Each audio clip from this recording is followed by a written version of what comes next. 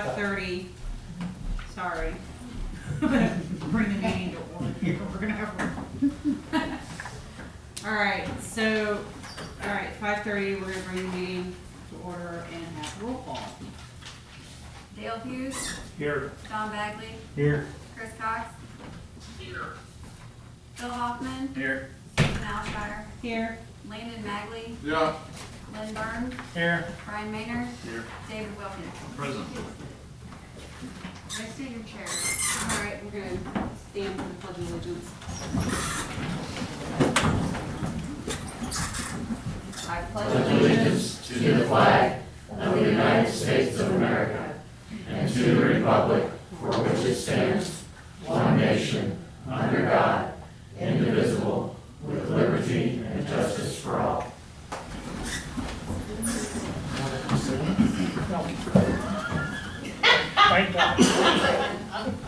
Landon, do you need a packet?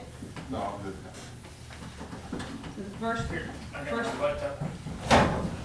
thing is to review the approval of minutes from 5/21. Do we have any comments or anything on the minutes from 5/21? Motion for approval minutes from 5/21. Second. All those in favor? Aye. Opposed? All right. That brings us to the next item on the agenda, which is the approval of Plat 6, which is the final plat of the Southwest Country Estates.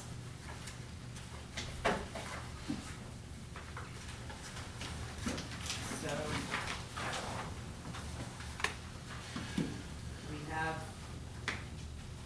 everybody seen the plat? Did you all see it here?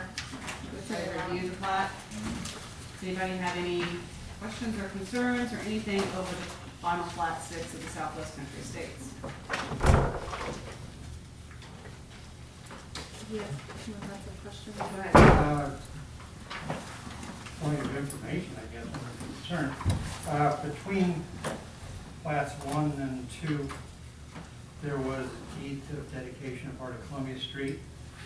It was recorded, but I don't recall us ever passing an ordinance to accept it. And Don says the timing was mine, so it might be my problem. But we need to look into that, and there are a couple of easements and rights of way that may need to be recorded on some lots that were sold before the plat was done, so they were done as lot splits. We do it all in one ordinance. But I don't think that has a bearing on the approval tonight. I do have a question about the improvement of Columbia Street, which has not been finished yet. Do you have a timing on that? I have a question about that too. And it's gonna rain all this week. I don't have a good answer. They should have been back in there last week and then it would have all been done, but that's is what it is. We've got a meeting on that tomorrow morning because it's our auditor working on it, but it's not done yet. But there's, If, I'm told that they will look at this same plat before the Board of Aldermen and have an ordinance to approve it right after this meeting. Is there a problem with delaying recording of the plat until that pavement is done and inspected by the city staff? And the legal work will all be done. from my perspective, I don't see, I mean, as long as the plat meets the standards, which it does for approval, I would think you could, and would ask that you approve it here and at the council meeting, and then if you want to delay recording until the improvements are finished, that's fine. It just gets the ball rolling, and rather than waiting until we get all that in place. There's no outstanding guarantee on those improvements on the west side of the street. You've been theoretically setting aside money for the east side of that street, but things go wrong. And put the cart before the horse. I would recommend that it not be recorded until presumably Mike inspects and it's done. We're talking about what, 2 days worth of work? If and when? Well, it'd be more than that, Yeah, probably, yeah. probably a week's worth of work to get it Right. all done. Time you get all the dirt work here, you're probably looking a week or two. Yeah, yeah. Okay. It doesn't put any crimp on your plans for things if it's delayed just a short time. As far as recording, Yeah. See, theoretically, you can't. not necessarily, I mean, I've got lots sold, but I can't convey them until all the infrastructure's in place anyway, and delay the recording, that's fine, if plat's not effective until it's a record, but I would say there's no need to punt Presumably, approving it. the deed for an individual lot would refer to the book and page number Right. of the plat recording anyway, so it has to be done in that sequence. Right. Okay, no other questions? I was gonna say, I think I understand the question. So the improvements on, is it Columbia Street, they're not completed yet in part, correct? Right. But it's reflected on the plat that it would be an improved street by the time the city were to accept that, correct? Well, it's not on the plat, it's part of the improvement plan though. But in part of the improvement plan that would be, that ultimately the board tonight would be looking at when it passed its ordinance. Yes.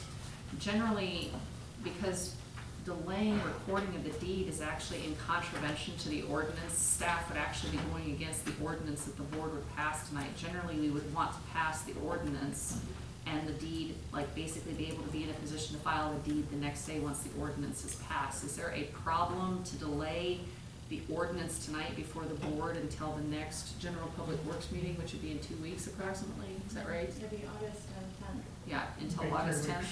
Huh? Could be 3 weeks, I think. Until 3 But weeks. it can be approved conditionally, and then neither the ordinance nor the plat would be recorded until the conditions are met. Yeah, tonight they can approve, I recommend approval to the board. The board would just understand that it couldn't vote on the ordinance tonight. Well, they could vote on it, they just have to vote on it as a condition that this will not take place until the improvements are made. You don't typically have conditional ordinances, those are laws, so you don't have conditional laws. Okay.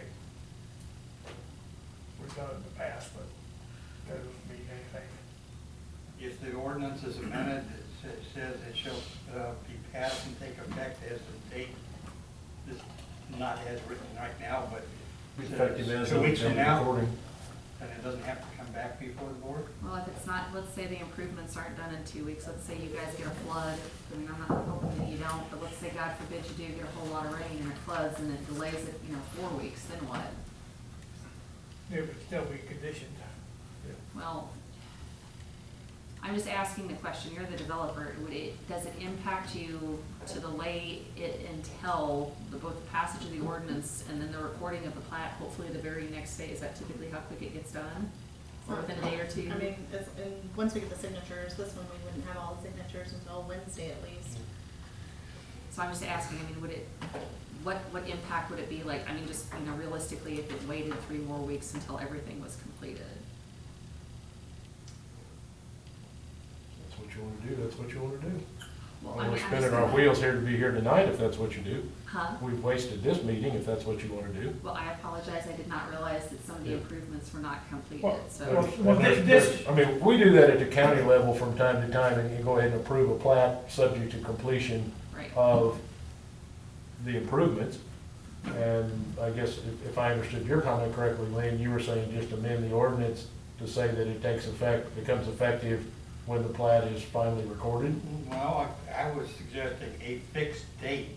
And that's what I understood, it would need to have a fixed date, because if somebody were And to go if back that and look fixed at it. date is 2 weeks or 3 weeks,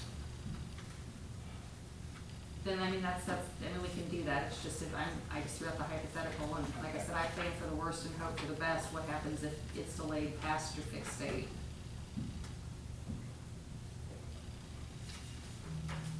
And without without a letter of credit or some other guarantee to ensure that you have the improvements done. I noticed, I know that they're on there, but if we pass this and pass an ordinance to adopt the plat, then I think you're a very trustworthy developer from everything I've experienced, but we really just have your word to go on it at that Didn't we point. get you a new letter of credit in the last 60 or 90 days on this? That was on Riley's Park. Yeah. No, it wasn't, no. There's one on Country Lane as well. A recent one? Unless I'm totally losing my mind. I'll have to look at that. So I'm pretty sure we redid that, I know since the first of the year. I'm pretty sure, I think we did. I'll have to There you look. go. I can't imagine there's not an effective letter of credit in place. The city of Columbia does approve plats without, they require a contract that says you will develop it, Yes. finish it. They do not require any improvement guarantees in the way of financial, it's just a signature.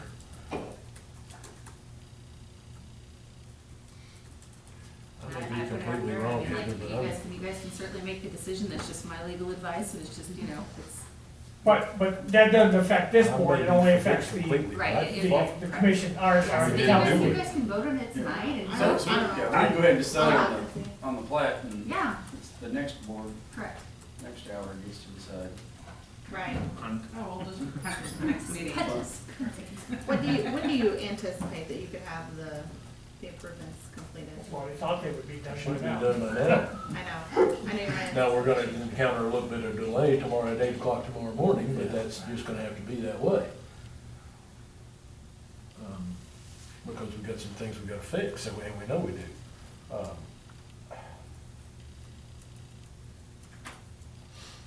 So whether to leave them alone and they get their butt back in here and do it, it ought to be done in 10 days. 15th of August.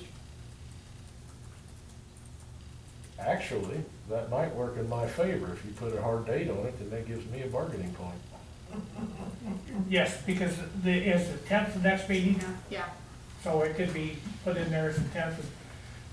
We're meeting with the developer, or not the developer, with the contractors tomorrow morning. Do that, put a hard date in there as of whatever the next scheduled meeting date is, August 10th. yeah. August 10th, Yeah, and it could be recorded then. I'd say conditionally approve it unless you've got other questions tonight at both meetings, but then make it effective August the 10th, and that gives me some leverage. okay. That makes sense to you? Yeah. That all improvements are met. Right, That is correct on that day. yep. And that'd be, yeah. I mean, the sewer is in, the only thing we're waiting on at this point is the street itself. They didn't work on it last week because apparently the contractor was busy someplace else.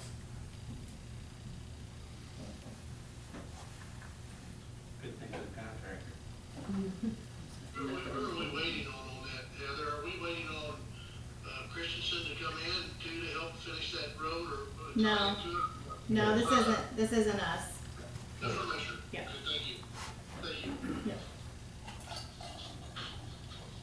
Okay.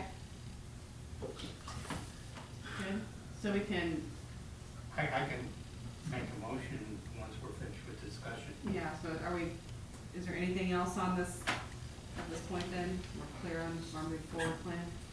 All right, so we have the motion to approve plat 6 I'll second Wow.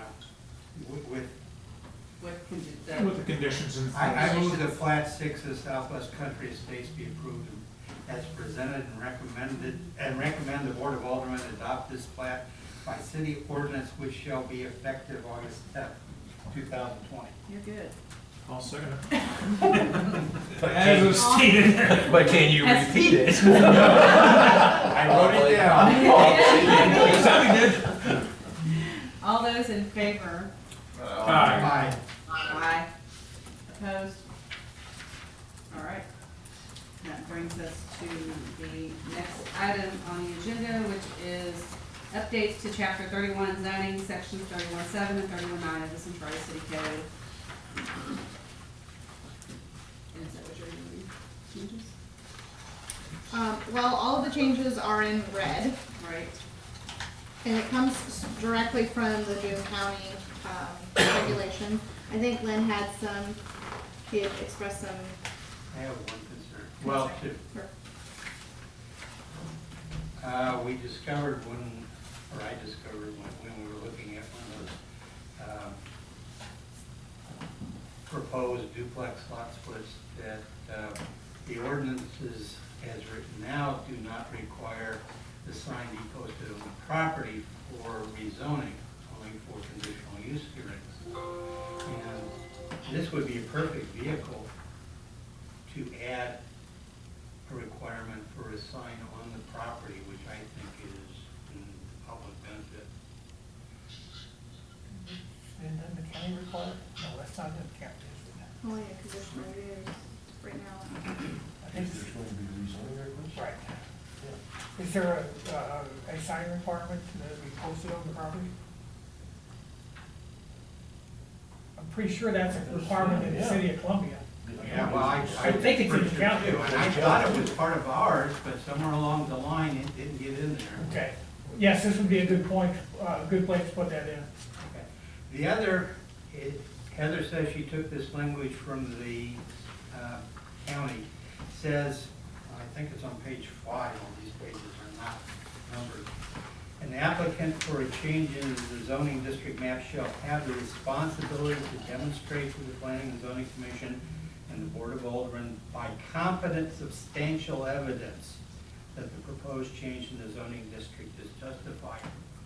I think that's a standard that is too subjective and unwarranted as written here. I think that somebody should have the right to come in and request rezoning for no reason at all, just because he feels like it. Doesn't mean we have to approve it, doesn't mean the neighbors can object, but if nobody else has a concern, this could be interpreted as requiring a lot of information and paperwork that would be unjustified, as it were. I would be happier if we toned down the language to competent substantial evidence. It's just a little too wishy-washy.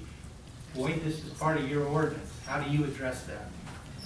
But our last go-around meeting, we had several applications that weren't competent or substantial. I mean, they weren't even legitimate. Well, they were complete, but this will take care of some of that problem by using the forms Yeah.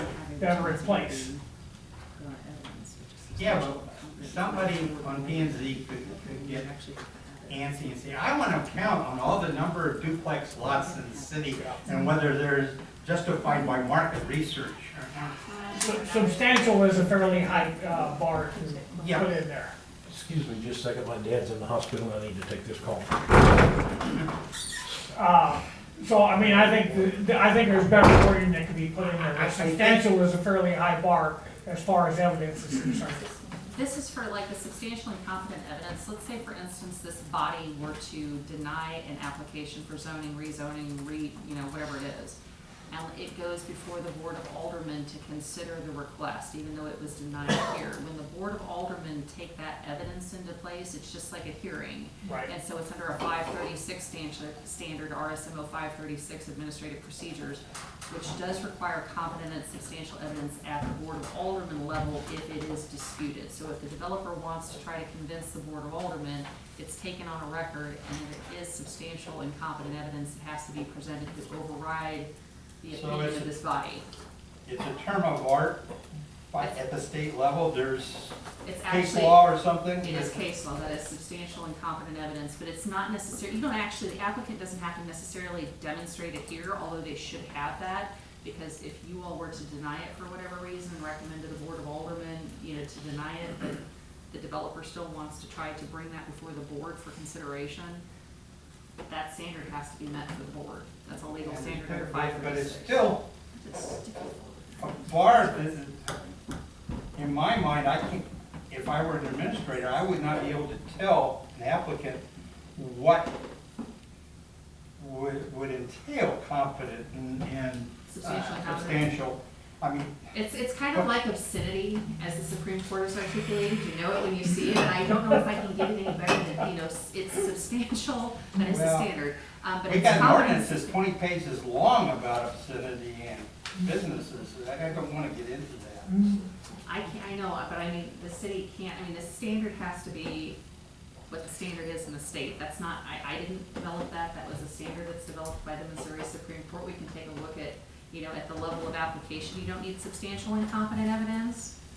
But if you all were to recommend something and the board were wanting to either, consider it despite what you guys recommended, that's the level that the applicant would have to present at.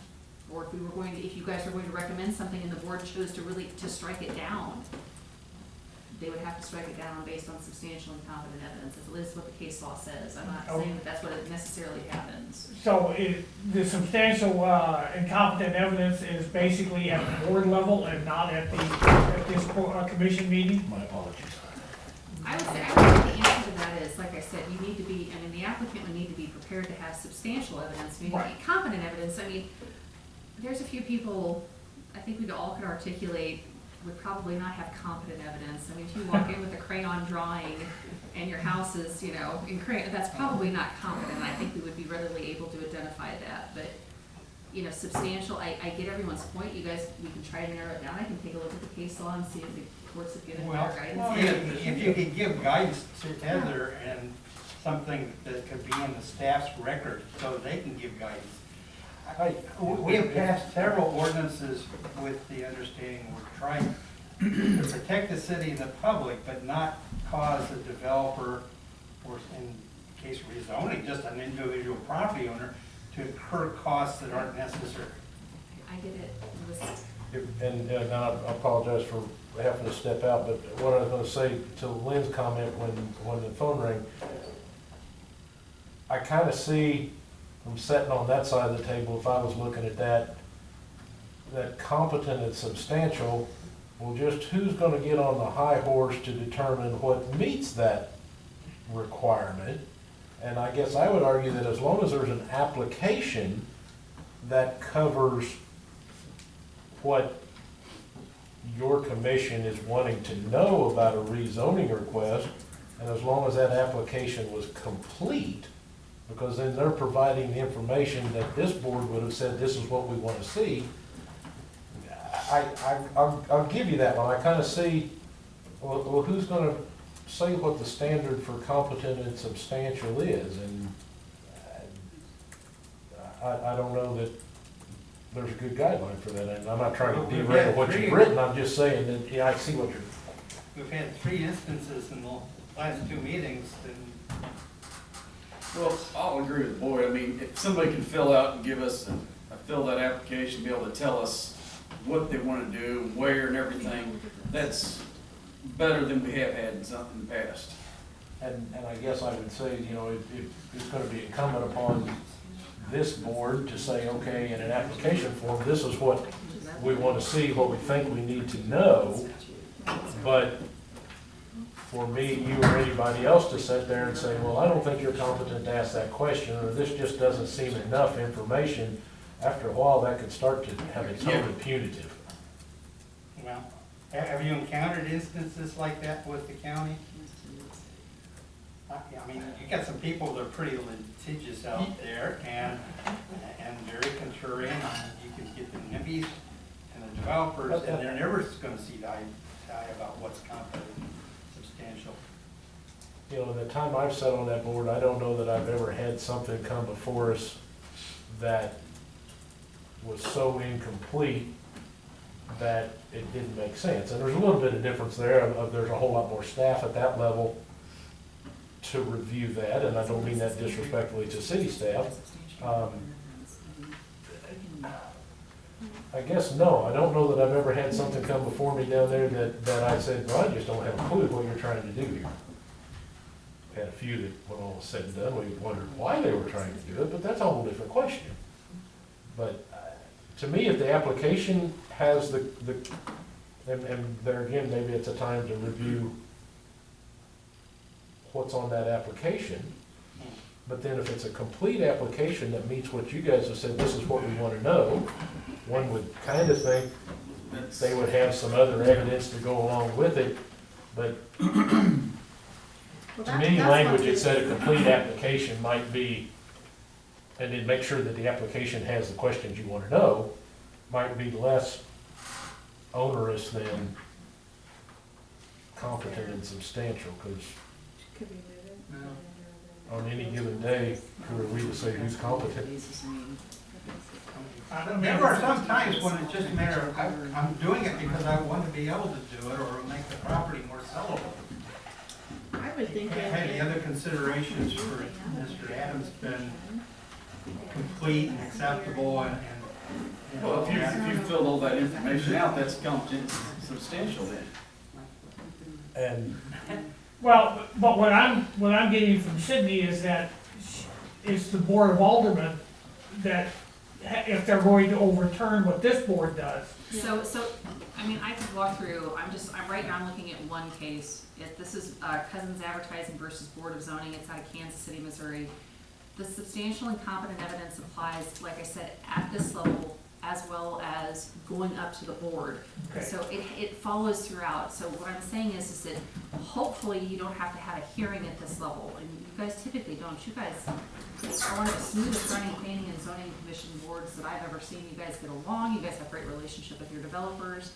But your developer should be prepared to present that evidence, which, as you've said, if they've got a completed application, filling out all of the city's questions, most all of you bring in your sketch plats, you know, any engineering that's needed, you know, you've got a really good city staff that comes back even beforehand when they see something and says, hey, you know, we think we're gonna need this. You guys should be able to, what? Okay, I'm sorry, I'm sending this. sorry, but, you know, I think you guys should be able to meet that substantial and competent evidence burden right at the beginning, but it is the case, so I was hoping to get a definition, I was hoping the Western District could, you know, spell out what substantial incompetence is, or incompetent, but they just keep talking about the facts of a case and that they didn't find that it was substantial and incompetent evidence. And I did show Heather, it's also set out in the language in statute, that is the terminology used. All right. The way this is written, it applies to hearings before both B and Z and the board anyway. So if we leave that in as is, then it applies to us too. And if it's a term of art and parallels the statute, then I guess I would say that we should keep that. But if Sydney can provide staff with some examples, because if somebody has a duplex lot that's big enough and wants to turn it into a planned duplex so they can sell off in separate units, that bar shouldn't be all that hard. okay. Well, let me ask this question.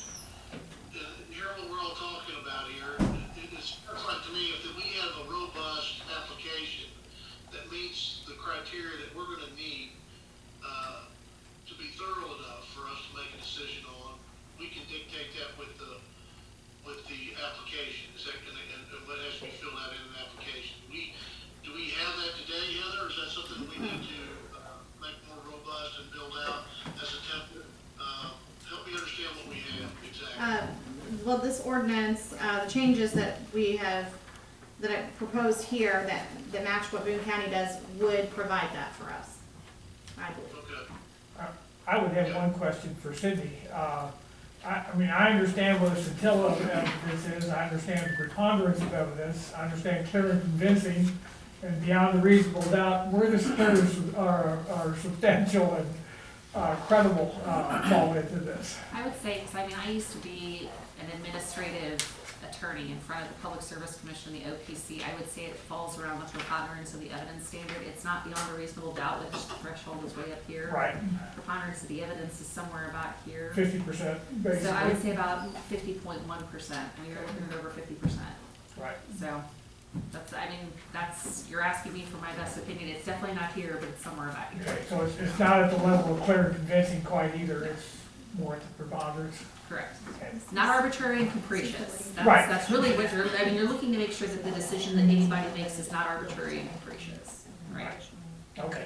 Their points might be arbitrary. If, with that understanding, I certainly can, wouldn't have a problem with it the way it is, if that's what it is.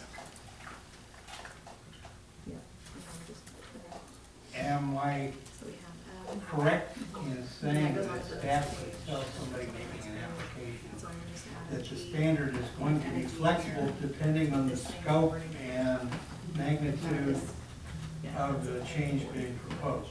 Absolutely, I would think that I would don't mind to be, read that. a request for a lot split is going to be probably much lower standard than like for a brand new housing development with, you know, lots of mixed use involved, maybe.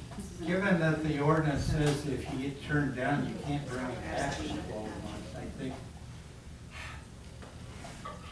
it's important that the staff be able to give guidance to an applicant before it's ever set up for public hearing. And that's something the county probably does on Yeah, and I guess most occasions. I may take issue with what you just said, if I may, because I think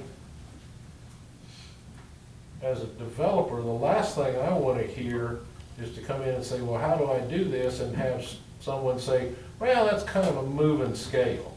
But that deal's gonna go bad right there.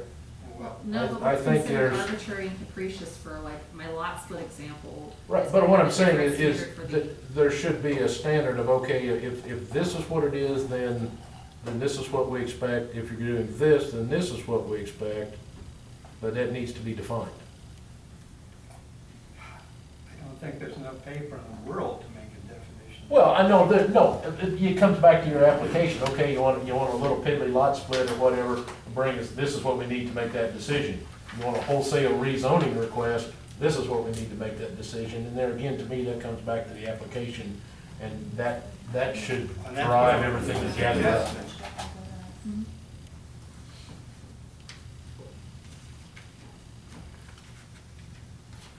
I'm sorry, it was that wavy line that was giving me cold chills. Well, that's why it was a red flag when I read it.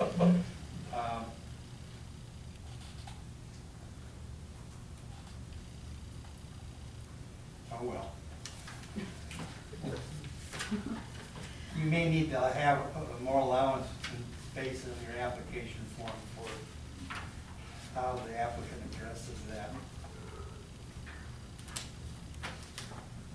But it's something that can be addressed on the application form itself rather than. Yeah, and that's what I was suggesting, was that Heather or future city administrator would have to review the application and consult with the applicant to get it right before it ever goes higher, Right. rather than putting the applicant in a bind where he gets turned down and can't be brought up for a period that is extremely long from the standpoint of the developer.